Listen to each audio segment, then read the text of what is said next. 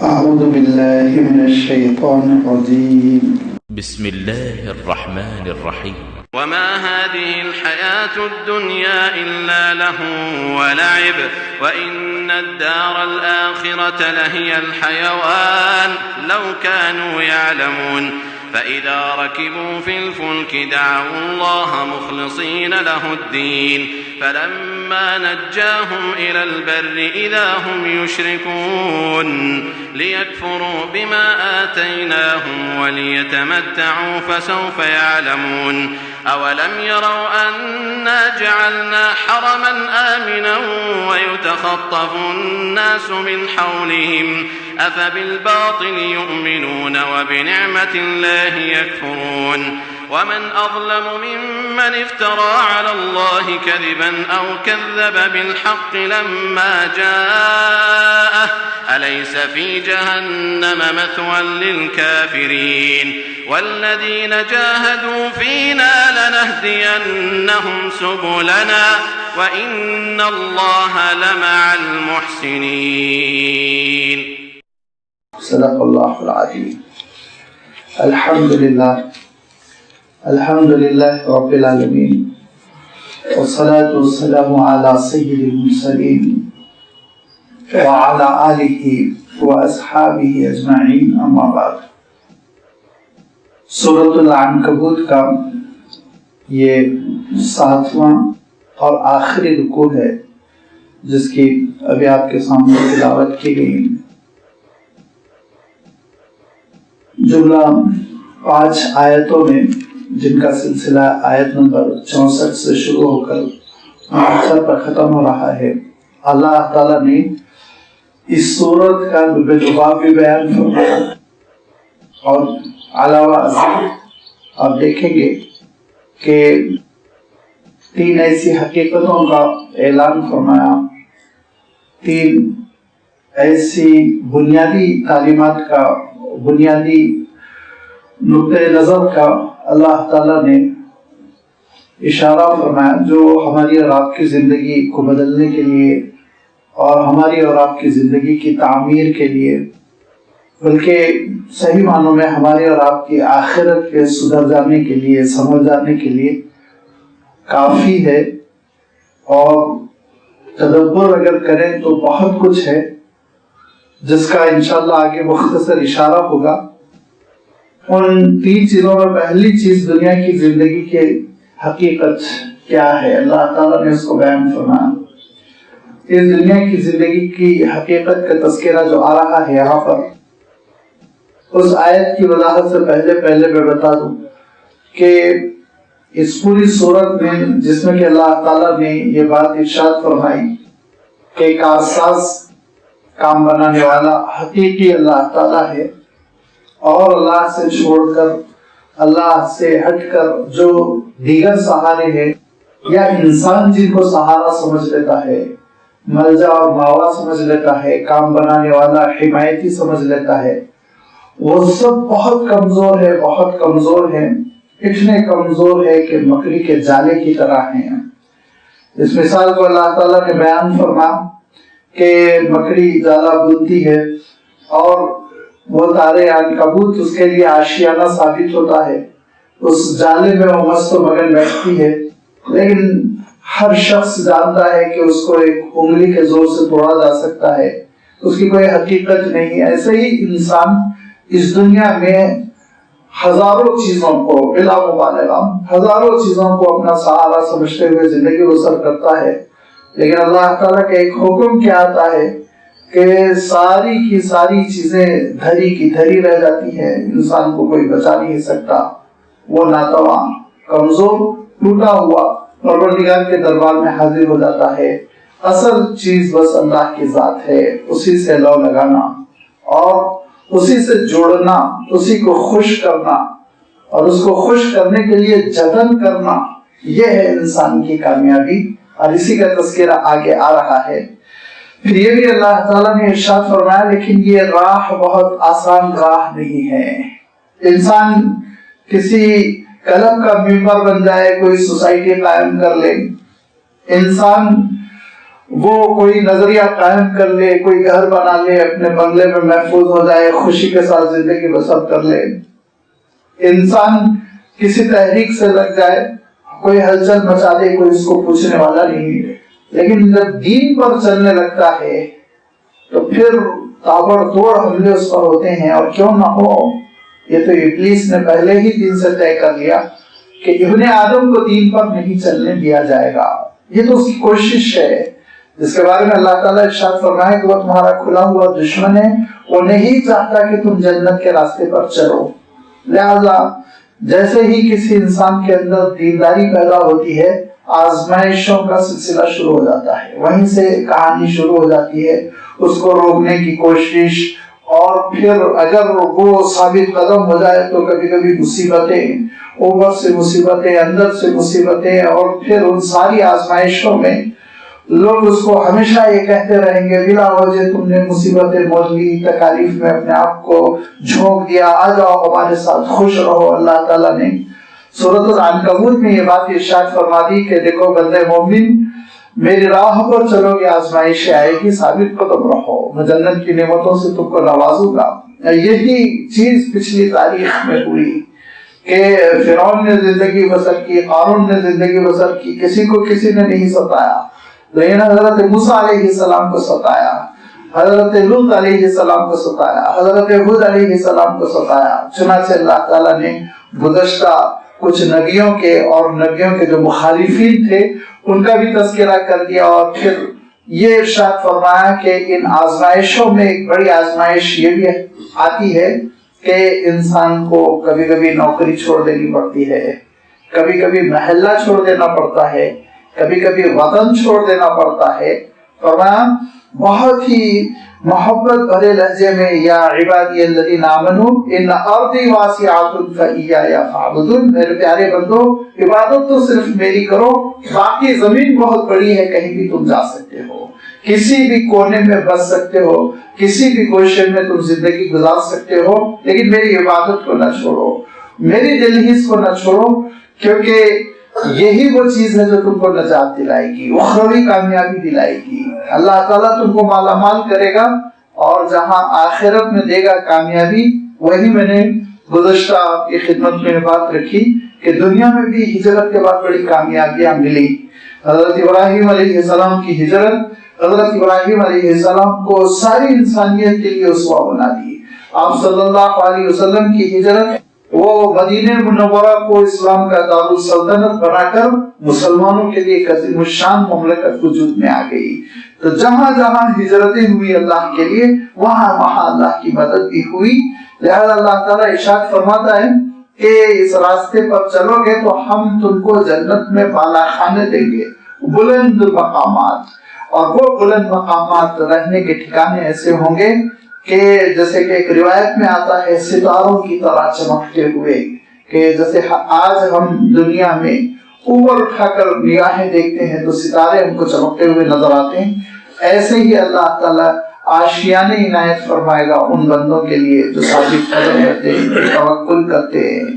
اور یہ ساری چیزیں اللہ تعالیٰ کے لیے بہت آسان، کہ اسی نے پوری کائنات پیدا کی، اسی نے زمین آسمان کو پیدا کیا، وہی تم کو رزق دیتا ہے، وہی پانی برساتا ہے.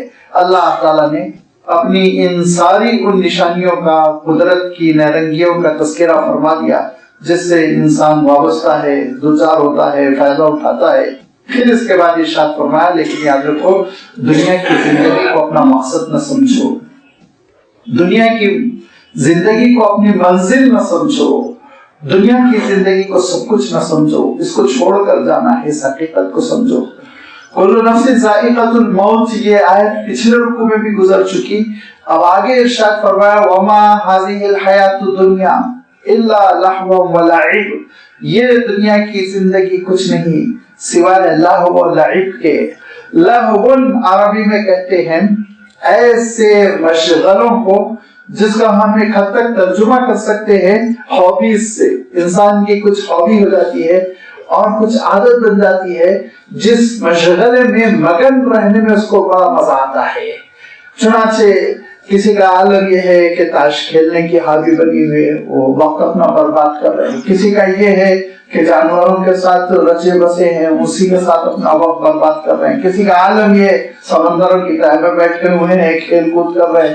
کوئی کچھ کر رہا ہے، کوئی کچھ کر رہا ہے. یہ ساری چیزوں کو لہون کہتے ہیں، کیونکہ لام ہا واؤ کا مفہوم جب آتا ہے تو اس کے معنی ہوتے ہیں غفلت میں ڈال دینے والی چیز. اسی لیے آپ دیکھیں گے اللہ تعالیٰ ارشاد فرمایا کہ الہاکم التکاثر، یہ اسی روٹ ورڈ سے بنا ہوا لفظ ہے. الہاکم التکاثر، مشغول کر دیا تم کو، غافل منہمک کر دیا تم کو کثرت کی طلب نے.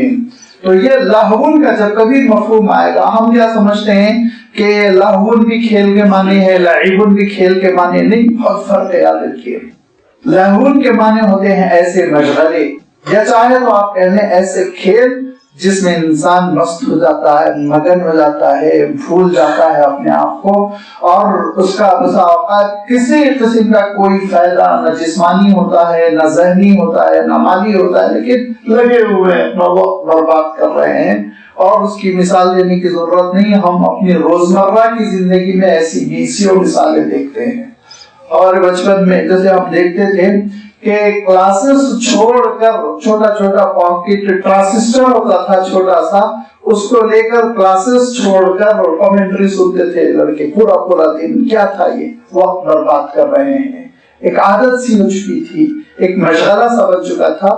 یہ ساری چیزیں لہون کہلاتی ہیں. آگے فرمایا وَلَعِبٌ، لعب کہتے ہیں عربی میں، اور اس کا جمع کا صیغہ العاب آتا ہے.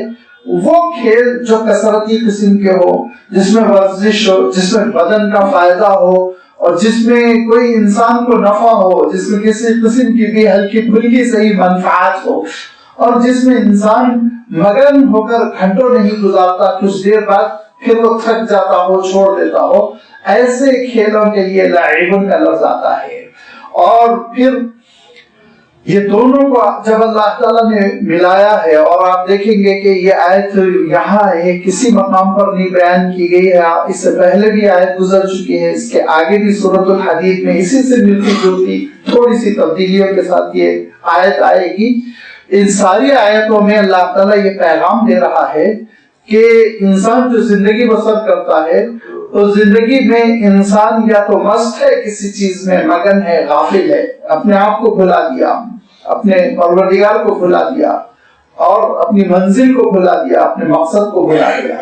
یا پھر یہ کہ انسان چھوٹی منفعتوں کے لیے کام کر رہا ہے، وقتی منفعتوں کے لیے، ٹیمپرری قسم کے جو فائدے ہوتے ہیں ان فوائد کے لیے لگا ہوا ہے. ٹھیک ہے، کوئی بات نہیں، لیکن یاد رکھو یہ دنیا کی زندگی بہرحال گزر جائے گی. ارشاد فرمایا دونوں چیزوں میں سے کسی بھی چیز کو تم اختیار کرو، اس دنیا کی زندگی کو تم روک نہیں سکتے. یہ گزر جائے گی، یہ ختم ہو جائے گی. کتنے دن تم لاہو و لعب میں لگے رہ سکتے ہو سکتا ہے 60 سال، ہو سکتا ہے 70 80 90 سال، لیکن بہرحال تم کو لوٹ کر اس دنیا سے جانا ہے، اس دنیا کو چھوڑنا ہے. وَإِنَّ الدَّارَ الْآخِرَةَ لَهِيَ الْحَيَوَانُ، اور آخرت کا گھر اور آخرت کی جگہ وہ باقی رہنے والی جگہ ہے. الحیوان کا لفظ اللہ تعالیٰ نے ارشاد فرمایا اصلاً عربی کے اعتبار سے یہ حیان ہے، رحمان کے وزن پہ، فعلان کے وزن پر، جس کے معنی ہوتے ہیں خوب زندگی والا، ہمیشگی کی زندگی والا. دو یا جمع ہو جاتی ہے تو عربی کے ایک تعلیل کے قاعدے کی روشنی میں وہ ایک یا واو سے بدل جاتی ہے. یہاں بھی یہ واو سے بدل گئی.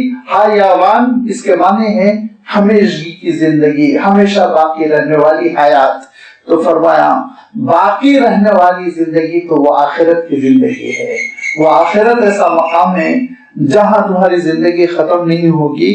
حضور اکرم صلی اللہ علیہ وسلم مثال دیتے تھے کہ تم جاؤ سمندر کے کنارے، سمندر میں انگلی ڈالو اور پھر سمندر سے انگلی نکال لو، اور اس کے بعد تمہاری انگلی سے جتنا پانی لگا ہے وہ پانی کی جو نسبت سمندر کے پانی سے ہے وہی دنیا کی زندگی کی نسبت آخرت کی زندگی سے. فرمایا وہی دنیا کی زندگی کی نسبت آخرت کی زندگی سے ہے، نہ ختم ہونے والی وہ لازوال زندگی جو ہمیشہ ہمیشہ رہنے والی ہے. اس کو انسان بھلا دے، اس کو فراموش کر دے اور عارضی زندگی میں مشغول ہو جائے، جس کو میں ہمیشہ کہتا ہوں کہ ہم اور آپ سفر کرتے ہیں تو پلیٹ فارم پر ہم پہنچ گئے اور پلیٹ فارم پہ ہم نے اپنا سامان کھول دیا اور پلیٹ فارم پر ہم نے اپنا بستر لگا دیا اور پلیٹ فارم پر ہم نے اپنی راحت اور اپنے آرام کا پورا انتظام کر کے پیر پھیلا کر ہم لیٹ گئے، تو کیا کہا جائے گا؟ احمق کہیں گے، بے وقوف کہیں گے، اس کو نادان کہیں گے۔ یہی عالم دنیا کی زندگی کا ہے کہ ایک پلیٹ فارم ہے، یہاں سے گزرنا ہے، آگے برزخ کی زندگی ہے جو سواری کی زندگی، پھر آپ اپنی منزل کو پہنچ جائیں گے اور وہ ہے آخرت کی زندگی، جنت، یا اللہ تعالی ہم سب کو، ساری انسانیت کو بچائے جہنم۔ یہ دو ہی ہے چیزیں جن کا اللہ تعالیٰ نے سورۃ الانعام میں بلکہ سورہ یونس میں بہت اچھا تذکرہ فرمایا کہ پھر پوری زندگی بسر ہو جانے کے بعد تو موت سے دوچار ہو جاؤ گے، موت کے بعد یا تو جنت ہے یا جہنم ہے۔ لہذا اللہ تعالیٰ ارشاد فرماتا ہے کہ لو کان یعلمون، اس حقیقت کو اے کاش انسان سمجھتا کہ دنیا کی یہ عارضی زندگی یہ بہرحال سرکنے والی ہے، ختم ہو جانے والی ہے۔ اسی لیے اللہ کے رسول صلی اللہ علیہ وسلم نے اس دنیا کی زندگی کو سادگی سے گزارنے کی تعلیمات دی۔ موجودہ دور میں چونکہ کمپٹیشن کا تصور بہت ہو چکا ہے، اسی لیے انسان بہت مشغول ہو چکا ہے، اتنا مصروف رہنے لگا کہ وہ آخرت پر دھیان ہی نہیں دیتا، غور ہی نہیں کرتا۔ لیکن بہر صورت چاہے جتنی اس دنیا نے ترقی کر لی ہو، موت کو روک نہیں سکی، بلکہ موت کے معاملے میں آپ دیکھیں گے پچھلی دنیا اچھی تھی۔ حضرت نوح علیہ السلام کی عمر 1200 سال 1200 سال ہوئی تھی، تو اس زمانے میں ہم پیدا ہوتے تو زیادہ اچھا تھا، وہ زیادہ ترقی والی بات تھی۔ اب تو جیسے جیسے دنیا ترقی کر رہی ہے وہ انسان پولیوشن بڑھاتا جا رہا ہے، عمریں گھٹتی چلی جا رہی ہے، لہذا ساری ترقیوں کے باوجود موت کو کوئی روک نہیں سکتا۔ لہذا اللہ کے رسول صلی اللہ علیہ وسلم فرماتے تھے اس دنیا کی حقیقت کو سمجھو۔ حضرت عبداللہ ابن عمر رضی اللہ تعالیٰ عنہ کہتے ہیں میرے شانوں کو پکڑ کر حضور اکرم صلی اللہ علیہ وسلم مجھ سے کہتے تھے کہ کن فی الدنیا کأنک غریب اور عابر السبیل، اے عبداللہ ابن عمر دنیا میں ایسے بن جاؤ جیسے کہ تم روڈ کراس کر رہے ہو۔ کن فی الدنیا کأنک غریب، جیسے کہ ایک اجنبی ہے کچھ دنوں کے لیے اس کو یہاں رہنا ہے۔ خود اپنے سلسلے میں حضور اکرم صلی اللہ علیہ وسلم نے فرمایا کہ آپ صلی اللہ علیہ وسلم آرام فرما رہے تھے۔ حضرت عبداللہ ابن مسعود رضی اللہ تعالیٰ عنہ روایت کرتے ہیں کہ کوئی صحابی پہنچے، کچھ سوال وغیرہ کا مسئلہ تھا، آپ صلی اللہ علیہ وسلم باہر تشریف لائے تو آپ صلی اللہ علیہ وسلم کے بازو مبارک پر چٹائی کے نشانات تھے، چٹائی پر لیٹنے کی وجہ سے جو نشانات پڑ جاتے ہیں وہ نشانات تھے۔ تو صحابہ نے کہا، حضرت عبداللہ ابن مسعود نے کہا اللہ کے رسول اگر آپ مجھے اجازت دیں تو میں گدا بنا کر آپ کی خدمت میں پیش کر دوں، آپ اس پر آرام فرمائیں۔ تو آپ صلی اللہ علیہ وسلم نے جواب دیا اما انا کراکب استظل تحت شجرۃ ثم راح وترکها، کہ میری مثال ایسے ہے جیسے کہ ایک مسافر درخت کے نیچے کچھ دیر کے لیے بیٹھ گیا، سستانے کے بعد آرام کرنے کے بعد اس درخت کو وہ چھوڑ کر پھر آگے بڑھ گیا، میری مثال ایسے ہی ہے، میں یہ ساری چیزوں پہ توجہ نہیں دیتا۔ لہذا اللہ کے رسول صلی اللہ علیہ وسلم نے دنیا کی زندگی کو کبھی اپنا مشن، اپنا مقصد نہیں بنایا، اور امت کو تعلیم دی کہ سمجھو تم یہ دنیا کی زندگی اچھے انداز میں برتو، تم کو اس بات کی اجازت ہے کہ اچھے کپڑے پہنو، تم کو اس بات کی اجازت ہے اچھے کھانے کھاؤ، لیکن اچھے کپڑوں کے لیے تگ و دو کرتے رہ جاؤ، اچھے کھانوں کے لیے تمہاری ساری کوششیں وہ مرکوز ہو جائیں، اس کی اجازت نہیں ہے۔ تمہاری کوششیں تو کس کے لیے، تمہاری جدوجہد کس کے لیے، وہ بالکل اس صورت کے آخری آیت میں اللہ تعالیٰ نے ارشاد فرما دیا والذین جاہدوا فینا، میرے لیے جو جدوجہد کرتا ہے، مجھے خوش کرنے کے لیے جو جتن کرتا ہے، میرے لیے جو تڑپتا ہے، میرے لیے جو روتا ہے، میرے لیے جو تھکتا ہے، تو پھر میں بھی اس کے لیے راہیں کھولتا چلا جاتا ہوں۔ لہذا یہ ارشاد فرمائے کہ دیکھو یہ دنیا کی زندگی عارضی ہے، یہ گزرے گی کھیل کھلواڑ میں، اور رہنے والی جگہ آخرت ہے، نہ ختم ہونے والی جگہ آخرت ہے، اور اس آخرت کے لیے تم تیاری کرو، اس حقیقت کو سمجھو، اور اس حقیقت کو سمجھنا یہ بڑی دانشمندی، بہت ہی عقل کا تقاضا ہے۔ جتنا انسان عقل مند ہوگا اتنا اس حقیقت کو سمجھے گا۔ باقی عارضی زندگی میں جو خوش ہو گیا وہ نادان ہے، کیونکہ اللہ کے رسول صلی اللہ علیہ وسلم ارشاد فرماتے تھے کہ القیس من دان نفسہ وعمل لما بعد الموت۔ یاد رکھو اصل ہوشیار کون ہے؟ اصل ہوشیار وہ ہے جو موت کے بعد کی تیاری کرتا ہے۔ والعاجز، اور نکما کون ہے؟ آپ صلی اللہ علیہ وسلم ارشاد فرماتے ہیں من القى اللہ الامانی، کہ جو زندگی بسر کر رہا ہے تمناؤں پر اور یہ سمجھتا ہے کہ یہ تمنائیں پوری ہوتی رہیں گی، تمنائیں پوری ہوتے ہوتے اس کا دم نکل جائے گا، بڑی حسرت سے وہ دنیا چھوڑ کر جائے گا کہ ساری زندگی کی محنتوں سے میں نے اپنے تمناؤں کا تاج محل بنایا تھا، لیکن آج اس سے لطف اندوز نہیں ہو سک رہا ہوں۔ عجیب و غریب چیزیں ہوتی ہیں کہ مجھے ترکی میں بھی اتفاق ہوا، ابھی پچھلے ہفتے میں سفر کر رہا تھا، لہذا مجھے لے جایا گیا مرشد آباد میں، اور وہاں لال باغ میں سراج الدولہ اور باغ کے نوابوں نے جو آثار چھوڑے، جو محل چھوڑے، وہ دکھانے کے لیے بااصرار لے گئے، اور جب تاریخ بیان کی تو معلوم ہوا کہ اس نسل کا کوئی شخص محل میں نہیں رہ سکا۔ بنایا تو محل بہت شاندار، دیکھنے کے قابل دید ہے آج بھی، لیکن رہ نہیں سکا۔ انگریزوں نے اتنا ستایا ہر ایک کو، وہ باہر ہی رہتے تھے، کہیں نہ کہیں در بدر کی ٹھوکریں ہی کھاتے تھے، اسی عالم میں مر گئے، محل پورا کا پورا باقی ہے ویسے ہی۔ یہ ہے انسان اپنی تمناؤں کا محل تعمیر کرتا ہے لیکن لطف اندوز نہیں ہو پاتا، چھوڑ کر چلا جاتا ہے، بڑی حسرت کے ساتھ چلا جاتا ہے۔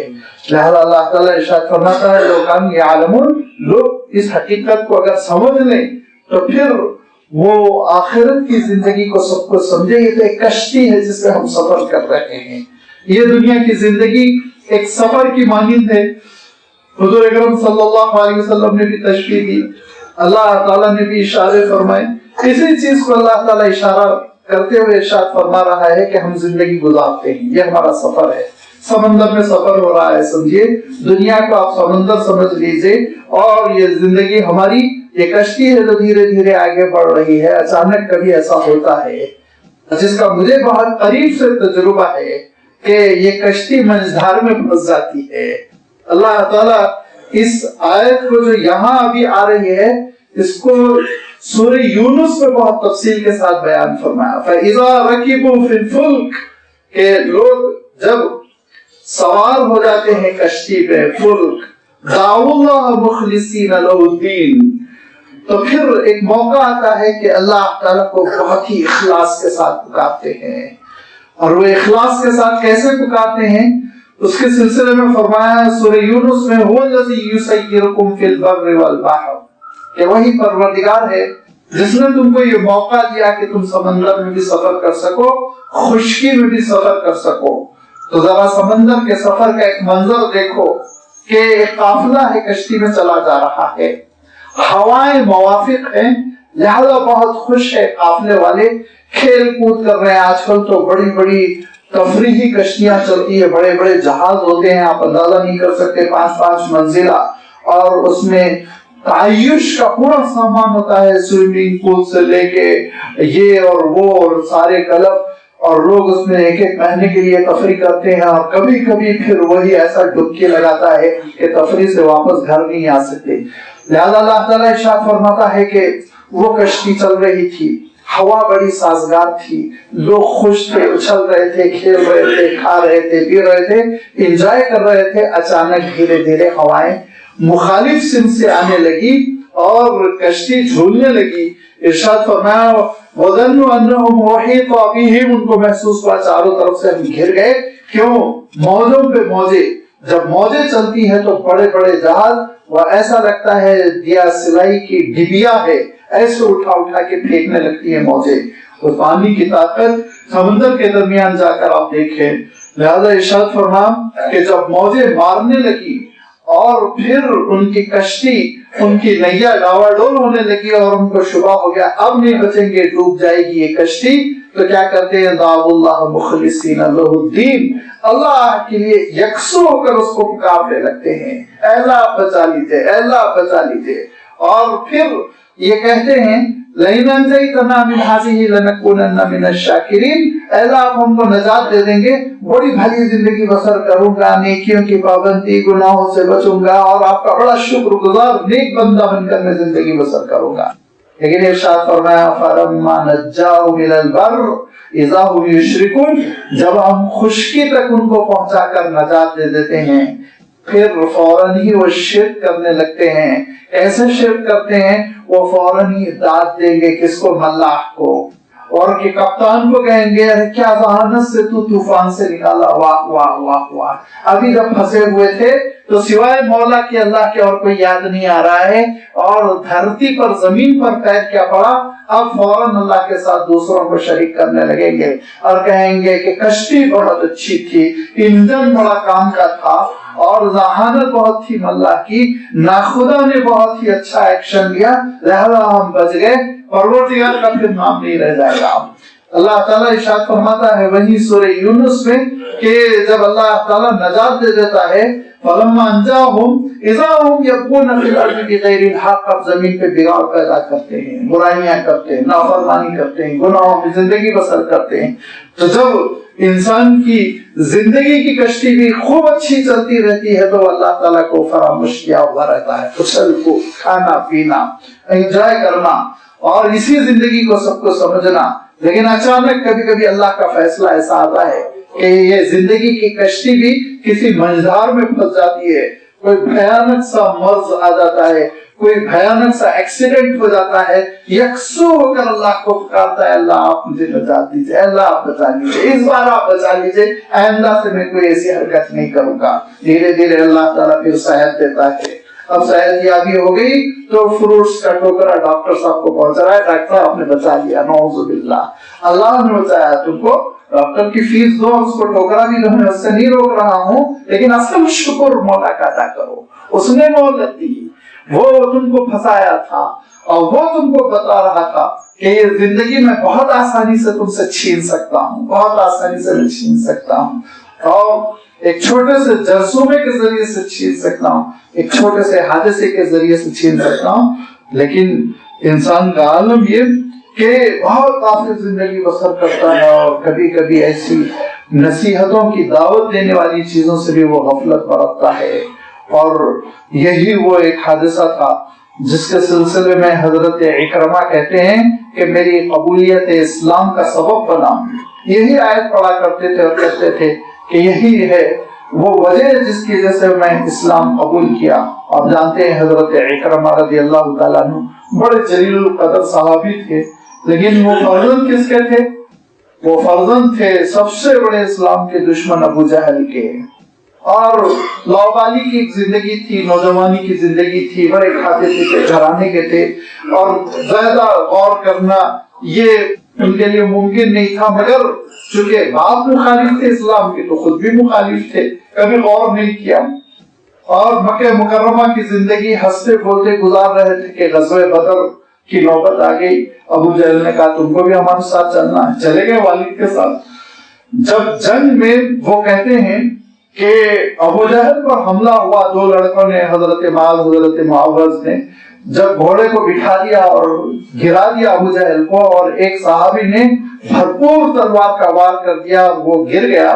تو کہتے ہیں کہ میں نے دیکھا کہ اس کے ہونٹ ہل رہے تھے جیسے میرے باپ جو ہے، میرے والد جیسے مدد کے لیے پکار رہے ہوں. میں بہت آگے بڑھنا چاہا لیکن تیروں کی بارش تھی، آگے نہیں بڑھ سکا.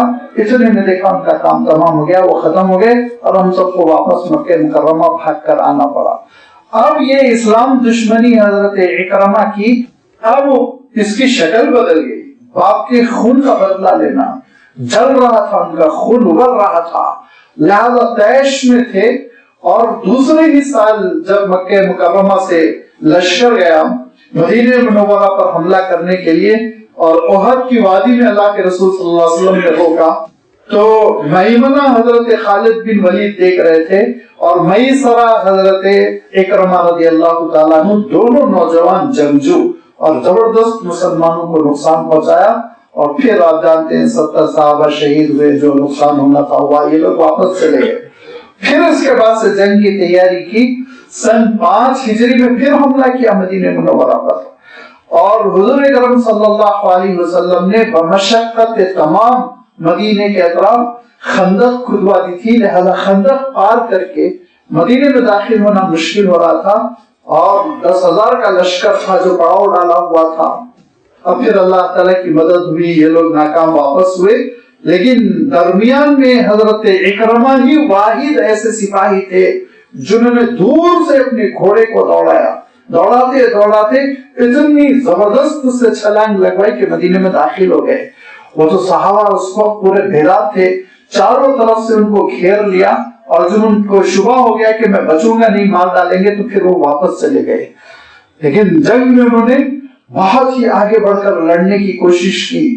اور پھر وہ تاریخ بتاتی ہے فتح مکہ کے موقع پر، جبکہ مکے کے پورے لوگوں نے گھٹنے ٹیک دیے تھے آپ صلی اللہ علیہ وسلم کے سامنے، ایک ہی شخص تلوار لے کر نکلا، وہ اکرمہ تھے، حضرت اکرمہ. حضرت خالد بن ولید رضی اللہ تعالیٰ عنہ مسلمان ہو چکے تھے، حضور اکرم صلی اللہ علیہ وسلم کے لشکر میں تھے. انہوں نے گھیر لیا، اور جب محسوس ہوا اب میں نہیں بچوں گا، مقابلہ خالی سے ہے، تو پھر بھاگتے چلے گئے. بھاگتے بھاگتے بھاگتے بھاگتے ساحل سمندر پہنچے تو دیکھا وہاں ایک کشتی لشکر انداز ہے جو سفر کی بالکل تیاری میں ہے. آخری وقتوں میں پوچھا کہاں جا رہی؟ تو کہا یمن کے کسی جزیرے تک، یمن کے کسی ساحل تک. فوراً اس میں سوار ہو گئے. سوار ہونے کے بعد کشتی چل پڑی، اور اس زمانے میں بادبانی کشتیاں چلتی تھی ہواؤں سے، اور وہی ہوا بیچوں بیچ سمندر میں ہواؤں نے رخ بدل دیا، اور کشتی جھولنے لگی، ڈاواڈول ہونے لگی، دائیں بائیں ادھر ڈوبے گی ادھر. وہ لوگ کوہرام مچائے ہوئے پکار رہے یا ربی یا ربی، یا اللہ یا اللہ. تو اکرمہ کہتے ہیں جس اللہ سے بھاگ کے یہاں تک آیا وہی اللہ یہاں بھی ہے، تو کیوں نہ میں واپس جاؤں، کیوں نہ میں آپ صلی اللہ علیہ وسلم سے بات کروں. اور انہوں نے اپنے لہجے میں کہا کیوں نہ میں محمد سے بات کروں اس معاملے میں. لہذا انہوں نے تہیہ کیا واپس ہونے کا. وہ واپس آئے، اور حسن اتفاق یہ کہ ان کی اہلیہ محترمہ نے اسلام قبول کر لیا تھا. وہ حضور اکرم صلی اللہ علیہ وسلم کی خدمت میں حاضر تھی، اور انہوں نے کہا تھا کہ اللہ کے رسول، اگر میرا شوہر اکرمہ وہ بھی اگر مسلمان ہو جائے تو کیا آپ اس کو امن دیں گے؟ تو حضور اکرم صلی اللہ علیہ وسلم نے کہا مسلمان ہو جائے تو ہم امن دیں گے، ہم ان کی جان کو امان دے دیں گے، اور پھر وہ ہمارے ساتھ آرام سے زندگی بسر کر سکیں گے، لڑائی ہماری ان کی ختم ہو جائے گی. تو وہ تلاش میں نکل پڑی. چلتے چلتے تہامہ کے مقام پر انہوں نے اکرمہ کو پا لیا. بڑا وہ خاتون کا بھی سفر ایسا عجیب و غریب سفر ہے، اتنی مصیبتیں ہوئی، لیکن وہ چلتی رہی، ساری صعوبتیں جھیلتی رہی، ساری تکالیف کو وہ اٹھاتے ہوئے پہنچ گئی اپنے شوہر نامدار تک. اور اس کے بعد کہا کیوں ادھر ادھر در بدر کی ٹھوکریں کھا رہے ہو، آؤ میرے ساتھ اور میں تم کو ملاتی ہوں، تم اسلام قبول کر لو، آرام کی زندگی بسر کرو. تو اکرمہ نے کہا، حضرت اکرمہ نے، ایسا نہ ہو میں خدمت میں پہنچو حضور کی گردن اڑا دی جائے. کہا نہیں، میں نے وعدہ لے لیا، اور یاد رکھو مسلمان وعدے کا بہت پاس و لحاظ کرتے ہیں. انہوں نے کہا اچھا بہت دن ہو گئے، لہذا ہم ازدواجی تعلقات قائم کریں گے. تو کہا نہیں، قریب نہیں پھٹک سکتے، تم مشرک ہو. بس وہیں سے ان کا دل بدلا کہ ایک انسان جب اسلام قبول کرتا ہے تو اس کے اندر کتنی تبدیلی پیدا ہو جاتی ہے کہ ساری انسانی ہمدردی کی بات مجھ سے یہ خاتون کر رہی ہیں، لیکن جس چیز کو گناہ سمجھتی ہے اس گناہ کے قریب مجھے پھٹکنے نہیں دیتی. لہذا کہا چلو ہم چلتے ہیں. حضور اکرم صلی اللہ علیہ وسلم کی خدمت میں جب اطلاع ملی کہ اکرمہ آ گئے تو حضور اکرم صلی اللہ علیہ وسلم نے کہا دیکھو، حضور اکرم صلی اللہ علیہ وسلم کی انسانیت نوازی کی آخری مثال دیکھیے. یہ اچھے اچھوں کے بس میں نہیں ہوتا، دل بستگی کا سامان جو حضور اکرم صلی اللہ علیہ وسلم کے پاس تھا. شاید تاریخ میں اس کی پھر کوئی، شاید کیا یقیناً تاریخ میں اس کی کوئی مثال نہیں. کہا سارے صحابہ سے دیکھو اکرمہ آ رہے ہیں، اور اب وہ جو آ رہے ہیں نا یہ ہجرت ہے. کہا یہ ہجرت ہے، اور وہ ایمان کے لیے آ رہے ہیں. لہذا جب وہ آ جائیں تو کوئی بھی ان کے والد کے سلسلے میں برا بھلا نہ کہے گا، کوئی بھی ان کے والد کے سلسلے میں برا بھلا نہ کہے گا۔ اور پھر ایک تاریخی جملہ ارشاد فرمایا، اس تاریخی جملے کو ہم سمجھے تو بہت سی لڑائیوں سے ہم بچیں گے، بہت سے جھگڑوں سے ہم بچیں گے۔ ارشاد فرمایا فَإِنَّا سَبَّ الْمَيِّتِ یُؤْذِي الْحَيَّ وَلَا يَبْلُغُ الْمَيِّتِ، کسی مرے ہوئی شخصیت کے بارے میں برا بھلا کہنا زندوں کو تو تکلیف پہنچاتا ہے، میت کو کوئی نقصان نہیں پہنچاتا۔ میت کو کیا معلوم کیا ہو رہا ہے اس مجلس میں، وہ تو مر گیا، ختم قصہ۔ چاہے ایمان پہ مرا ہو تو جنت میں، چاہے کفر پہ مرا ہو جہنم میں، اس کو کیا معلوم دنیا میں کیا ہو رہا ہے۔ لیکن اس کے بیٹے کو تکلیف پہنچے گی، اس کے پوتے کو تکلیف پہنچے گی، اس کے بھائی کو تکلیف پہنچے گی۔ یہی چیزوں سے ہم جھگڑا کرتے ہیں عام طور پر۔ ہم بڑے پرکھوں پہ تبصرے کر دیتے ہیں، مرحومین پہ تبصرے کر دیتے ہیں، لہذا یہاں سے انسان کھولنے لگتا ہے، اور اگر وہ اسی وقت دفاع کرنے کے قابل نہ ہو تو بعد میں انتقام لیتا ہے۔ یہ جھگڑے دور تک چلتے ہیں۔ اللہ کے رسول صلی اللہ علیہ وسلم نے صحابہ کو کہا کہ ان کو آ جانے دو، اور آ جانے کے بعد سے پھر کوئی بھی کسی قسم کا کوئی ابو جہل پہ تبصرہ نہ کرے، کوئی تبصرہ نہ کرے۔ وہ آئے، پھر اسلام انہوں نے قبول کیا، پھر حضور اکرم صلی اللہ علیہ وسلم کی خدمت میں رہے، پھر اس کے بعد سے اب وہ اسلام کے خلاف جتنی جنگیں ہوتی تھی ہر جنگ میں شریک ہوتے رہے، ہر جنگ میں شریک ہوتے رہے، یہاں تک کہ یرموک کی جنگ میں وہ شہید ہو گئے۔ یرموک کی جنگ میں وہ شہید ہو گئے، اور صرف دل کے ساتھ انہوں نے اللہ کے رسول صلی اللہ علیہ وسلم کی صحبت قبول کر لی۔ تو وہ کہتے تھے یہ آیت میری ہے، یہ میرے لیے جیسے کہ اتری، لگتا ہے مجھے یہ میرا شخصی سرمایہ ہے کہ اس میں میری کہانی جیسے کہ سنا دی گئی ہو، میری داستان اس آیت میں کہ کشتی میں سوار اور گر گیا، تو پھر اللہ کو، اور جب اللہ ہی کو پکارنا ہے تو پھر میں پوری زندگی اللہ کو کیوں نہ پکاروں۔ لہذا اللہ تعالیٰ ارشاد فرماتا ہے کہ یہ دنیا کی زندگی، اس میں تم مشغول ہو کے مولا کو فراموش کر دیتے ہو، لیکن جب پھنس جاتے ہو تو کون کام آتا ہے؟ سوچو ذرا، صرف اور صرف اللہ تعالیٰ۔ اور جب اللہ تعالیٰ مہلت دے دیتا ہے تو کیا کرتے ہو؟ لِيَكْفُرُوا بِمَا آتَيْنَاهُمْ وَلِيَتَمَتَّعُوا فَسَوْفَ يَعْلَمُونَ۔ اللہ تعالیٰ ارشاد فرماتا ہے کہ ہم اگر زندگی دے دیتے ہیں، نجات دے دیتے ہیں، اس لیے کہ ناشکری کرو ہماری نعمتوں پر، ہمارے احسانات پر، بِمَا آتَيْنَاهُمْ، ہم نے جو کچھ ان کو عطا کر رکھا ہے اس پہ، تاکہ وہ ناشکری کریں، وَلِيَتَمَتَّعُوا، اور انجوائے کرتے رہیں اور خوش اسلوبی کے ساتھ اور کھاتے پیتے زندگی بسر کرتے رہیں، تو یاد رکھو فسوف یعلمون، تم کو معلوم ہو جائے گا کیا ہونے والا ہے، ان قریب تم کو پتا چل جائے گا۔ لہذا اس سے پہلے کہ اس نتیجے سے انسان دو چار ہو جائے اور ناکامی کا سامنا کرے، وہ اپنے آپ کو سنبھال لے اور پروردگار کا بندہ بن کر اپنے مولا کو خوش کرنے کے لیے اس کے لیے جتن کرے۔ عجیب و غریب بات ہے، لیکفروا بما آتیناہم، اس کی تشریح کرتے ہوئے مفسرین نے فرمایا یہاں پر لام کو آپ لام تعقیب بھی مان سکتے، لام تعلیل بھی مان سکتے، ذرا فنی بحث ہے۔ لام تعقیب کے معنی ہوتے ہیں کہ نتیجہ یہ برآمد ہوتا ہے، ہم احسان کرتے ہیں، نجات دیتے ہیں، تو نتیجہ یہ برآمد ہوتا ہے کہ ہماری تم ناشکری کرتے ہو۔ اور اگر آپ لام تعلیل مان لیں تو اس کے معنی یہ ہوتے ہیں کہ ہم جب نجات دیتے ہیں اور نجات مل جاتی ہے اور ساحل پر خیر پڑتا ہے تو اس لیے پڑتا ہے کہ تم ہماری ناشکری کرو، ہماری نافرمانی کرو۔ دونوں صورتوں میں عجیب و غریب معنی خیز یہ آیت ہے، ارشاد فرمایا لیکن یاد رکھو کچھ دنوں کا تم کو لطف اندوز ہونا ہے اس دنیا کی زندگی سے، پھر بہر صورت رخصت ہونا ہے، اور رخصت ہو کر کہاں پہنچو گے؟ پروردگار ہی کے تو دربار میں پہنچو گے۔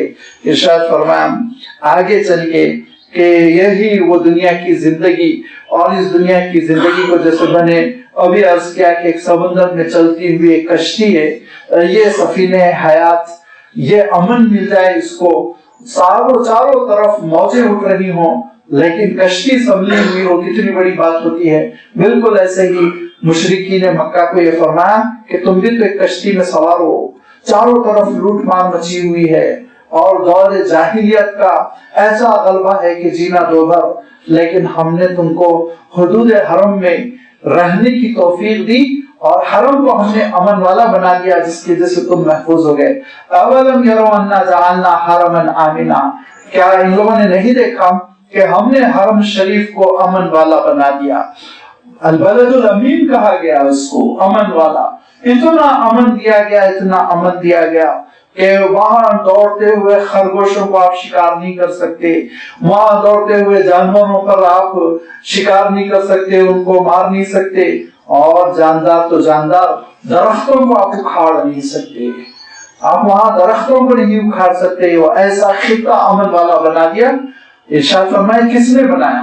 یہ اللہ تعالیٰ نے اس کو یہ موقف عنایت فرمایا کہ عالم یہ ہے یتخطف الناس من حولہم، اطراف و اکناف لوگ اچک لیے جاتے ہیں، قتل کر دیے جاتے ہیں، لوگوں کا مال لوٹ لیا جاتا ہے، قافلوں پر ڈاکے پڑ جاتے ہیں، لیکن ہم نے حرم والوں کو ایک امن دیا۔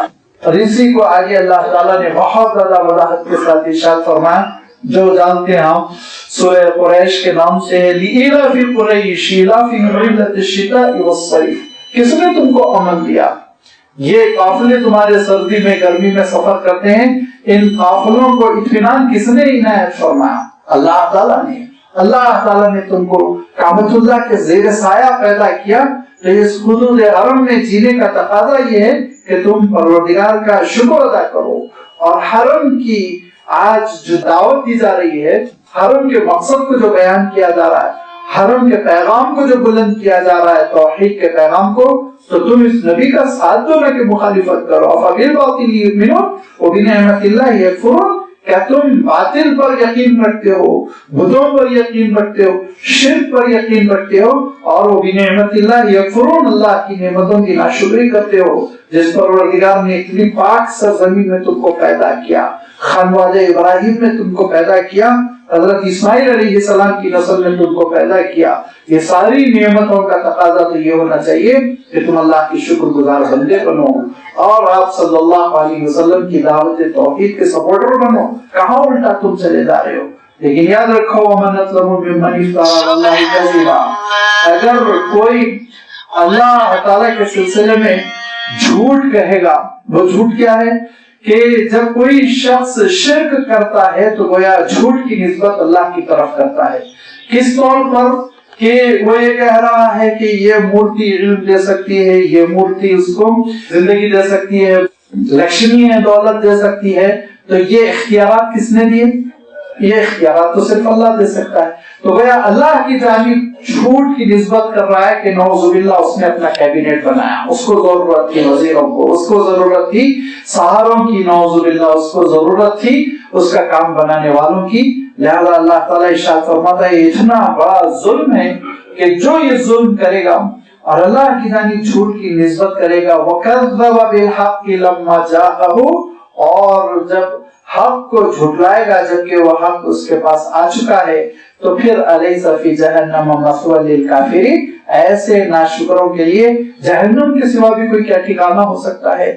جہنم ہی ان کا ٹھکانہ ہوگا کہ اس ناشکری، اس بغاوت اور اس نافرمانی کی پاداش میں ان کو ہمیشہ کے لیے جہنم میں ڈال دیا جائے گا۔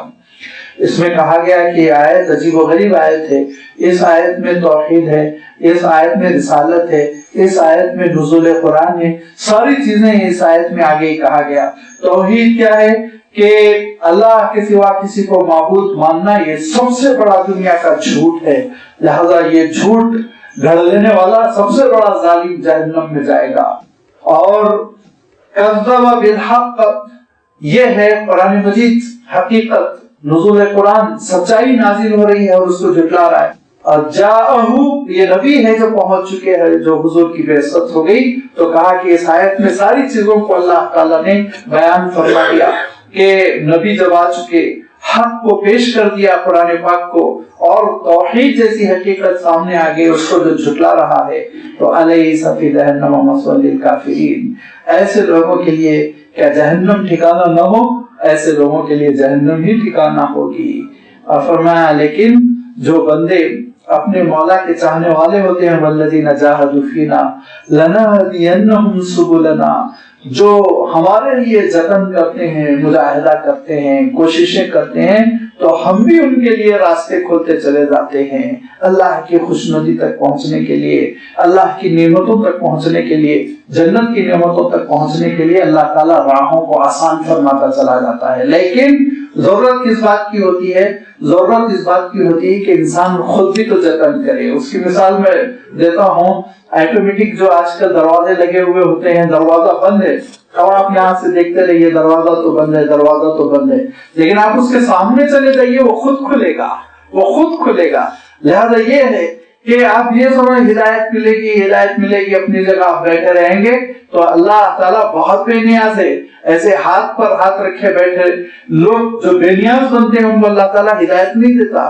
جو اللہ تعالیٰ کے در پر حاضر ہو کر اپنی پیشانیوں کو رگڑ کر رو کر ہاتھ پھیلا کر ہدایت مانگتے ہیں ان کے لیے دروازے کھلتے ہیں. تو جتن کرو، فرمایا کوششیں کرو، جدوجہد کرو اللہ کو خوش کرنے کے لیے. اور اللہ کے رسول صلی اللہ علیہ وسلم نے اور خود اللہ تعالیٰ نے قرآن مجید میں یہ بتلا دیا کہ یاد رکھو اللہ تعالیٰ کو خوش کرنے کے راستے بہت ہیں، بہت راستے ہیں. لہذا بہت ممکن ہے کہ ایک بندہ اپنے نوافل کے ذریعے سے اللہ تعالیٰ کو خوش کرتا چلا جائے، اتنا خوش کرتا چلا جائے کہ حدیث قدسی میں آتا ہے وَلَا يَزَالْ يَتَقَرَّبُ عَبْدِي بِالنَّوَافِلِ، نوافل کے ذریعے سے میرے بعض بندے اتنے مجھ سے قریب ہو جاتے ہیں، اتنے مجھ سے قریب ہو جاتے ہیں کہ میں ان کا ہاتھ بن جاتا ہوں جن سے وہ پکڑتے ہیں، میں ان کا پیر بن جاتا ہوں جن سے وہ چلتے ہیں. یہ کیفیت ہو جاتی ہے. کبھی کچھ بندے وہ عالم یہ ہوتا ہے خدمت قلب کے ذریعے سے اللہ تعالیٰ سے قریب ہوتے چلے جاتے ہیں کہ ان کا عالم یہ ہو جاتا ہے کہ پھر اللہ تعالیٰ چھوٹے چھوٹے اعمال کو ایسا قبول فرماتا ہے کہ آخرت میں وہ حیران رہ جائیں گے.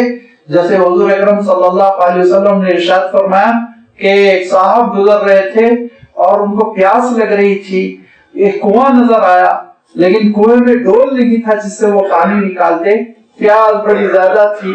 لہذا انہوں نے دیکھا کہ کنویں میں پہلے اینٹیں لگائی جاتی تھی اترنے کے لیے، سیڑھی نما ہوتی تھی، اس سے وہ اتر گئے اور اترنے کے بعد کنویں کی تہہ میں جا کر خوب سیراب ہو کر انہوں نے پانی پی لیا. اوپر جب چڑھ کر آ گئے تو دیکھا ایک کتا بھی پیاسا کنویں کے طرف بھاگ رہا ہے. اب ڈول نہیں ہے، اس کو نیچے لے نہیں جا سکتے، پانی لا نہیں سکتے. اس اللہ کے بندے نے ایک ترکیب نکالی، دوبارہ وہ نیچے اترا اور چمڑے کا موزہ پہنا ہوا تھا اور اس چمڑے کے موزے کو پانی میں بھر لیا اور اس موزے میں پانی بھرنے کے بعد اس کو اپنے منہ سے پکڑ کر پھر اپنے دونوں ہاتھوں سے چڑھتے ہوئے باہر آئے اور انہوں نے کتے کو پانی پلایا. اللہ تعالیٰ نے جنت کی نعمتوں سے مالا مال کیا. جتن تھی، ایک جتن تھی. آپ صلی اللہ علیہ وسلم ارشاد فرماتے ہیں کہ ایک شخص درخت لگا دیتا ہے اور اس درخت سے جب انسان سایہ اٹھاتا ہے یا پھل کھاتا ہے، پرندے اس کا پھل کھاتے ہیں یا اس سے غذا حاصل کرتے ہیں، چگتے ہیں، اور مویشی اس کے نیچے آتے ہیں اور اس کے پتے کھاتے ہیں، سب اس کے لیے نیکیاں ہے، نام اعمال میں اس کی نیکیوں کا اضافہ ہے. تو کسی نے پوچھا اللہ کے رسول پرندوں کے کھا لینے سے بھی کیا ہم کو اجر ہوگا؟ تو فرمایا یاد رکھو ہر جاندار جس کے سینے میں دل دھڑکتا ہے اس کی خدمت کرنے سے تم کو اجر ملے گا، اس کی خدمت کرنے سے تم کو ثواب ملے گا. اللہ کو خوش کرنے کی راہیں الگ الگ ہیں. کوئی مریضوں کی خدمت کرتا ہے حضرت عیسیٰ علیہ السلام کی طرح مسیحائی کرتا ہے، کوئی امر بالمعروف نہی عن المنکر میں بہت ہی وہ سخت ہوتا ہے، حضرت موسیٰ علیہ السلام کی شان ہوتی ہے، کوئی فنا فی اللہ ہوتا ہے حضرت یحییٰ علیہ السلام کی طرح، اور کوئی اللہ تعالیٰ کے لیے اپنی پوری دنیا کو تیر دیتا ہے، قربان کر دیتا ہے حضرت ابراہیم علیہ السلام کی طرح. لہذا فرمایا جو بھی راہ اپنا لو اگر نیت ٹھیک ہو، کیوں وَإِنَّ اللَّهَ لَمَعَ الْمُحْسِنِينَ، اللہ تعالیٰ ان لوگوں کے ساتھ ہے جو بحسن و خوبی کام انجام دیتے ہوں. جس کے معنی یہ کہ نیت ٹھیک ہو، مولا کو خوش کرنے کی نیت ہو، اللہ تعالیٰ کی خوشنودی کا جذبہ ہو، اور دوسرے یہ طریقہ کار صحیح ہو، طریقہ کار غلط نہ ہو، نبوی سانچے میں طریقہ کار ڈھلا ہوا ہو، کرنے کا انداز وہ سنتوں کے سانچے میں ڈھلا ہوا ہو. تو اللہ تعالیٰ ارشاد فرماتا ہے کبھی اللہ تعالیٰ ایسے لوگوں کے اجر کو ضائع نہیں کرتا. بے شک اللہ تعالیٰ ساتھ ہے ایسے نیکوکاروں کے ساتھ. راہیں تلاش کرو اللہ تعالیٰ کو خوش کرنے کے لیے. کبھی رات کی ٹھنڈی راتوں میں سجدوں کے ذریعے سے مولا کو خوش کرو، کبھی جیب ہلکی کر کے مولا کو خوش کرو۔ بہت ضرورت ہوگی خود تم کو اس مال کی، لیکن کبھی اللہ کی خوشنودی کے لیے جب اس کو نکال دو گے تو ارشاد فرمایا کہ ان کا عالم یہ ہوتا ہے کہ باوجود دولت کی محبت و ضرورت کے یہ اللہ کی راہ میں خرچ کرنے والے ہوتے ہیں، لہذا اللہ تعالیٰ ان کو قبول فرماتا ہے تو اپنی شان کے مطابق قبول فرماتا ہے کہ ایک کھجور کا ایک ٹکڑا انہوں نے خرچ کیا تھا لیکن احد کے پہاڑ کے برابر ان کو اجر مل رہا ہے۔ کبھی خوش کرتا ہے انسان وہ حسن اخلاق سے۔ حضور اکرم صلی اللہ علیہ وسلم ارشاد فرماتے ہیں قیامت کے دن مجھ سے قریب ترین وہ لوگ ہوں گے جن کے اخلاق اچھے ہوں گے، جتنے اخلاق اچھے اتنے حضور اکرم صلی اللہ علیہ وسلم سے قریب۔ فرمایا کیونکہ میرے بھی تو اخلاق اچھے ہیں، جب میرے اخلاق اچھے ہیں تو مجھ سے قربت اگر تم کو چاہیے تو پھر میرے اخلاق میں ڈھل جاؤ، اپنے اخلاق کو اچھے کرا دو۔ لہذا جو اللہ کو خوش کرنے کے لیے اچھے اخلاق، یہاں تک کہ فرمان مسکراتے ہوئے اپنے ساتھی سے ملو گے تو یہ بھی تمہارے لیے نیکی ہے، یہ بھی تمہارے لیے نیکی ہے۔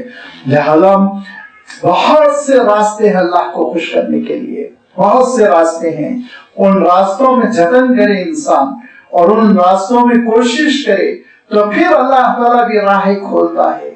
اور اس کو فرمایا صحابہ نے بھی، بزرگوں نے بھی، کہ عالم یہ ہوتا ہے کہ جب تم ایک عمل کرتے ہو تو اللہ تعالیٰ تمہارے لیے اور 9 اعمال کے راستے کھول دیتا ہے۔ ایک نیکی کرتے ہو تو اللہ تعالیٰ تمہارے لیے اور 10 نیکیوں کے دروازے کھول دیتا ہے، تمہارے لیے ممکن ہو جاتا ہے کہ اور کام کرتے چلے جاؤ، اور کام کرتے چلے جاؤ۔ جو ایک مرتبہ اللہ کو خوش کرنے کے لیے تہجد میں اٹھ جاتا ہے تو اللہ تعالیٰ اس کو پورا ہفتہ اٹھاتا رہتا ہے، راہیں کھولتا ہے اللہ تعالیٰ لَنَهْدِيَنَّهُمْ سُبُلَنَا۔ لیکن یاد رکھو ان اللہ لَمَعَ الْمُحْسِنِينَ، حسن نیت کے ساتھ اور طریقہ کار صحیح ہو، یہ دونوں شرطوں کے ساتھ جب تم اعمال کرو گے، محض اللہ کی خوشنودی کے لیے جتن کرو گے تو پھر پروردگار تم کو ضرور نوازے گا اور وہ ہمیشہ تمہارے ساتھ ہوگا۔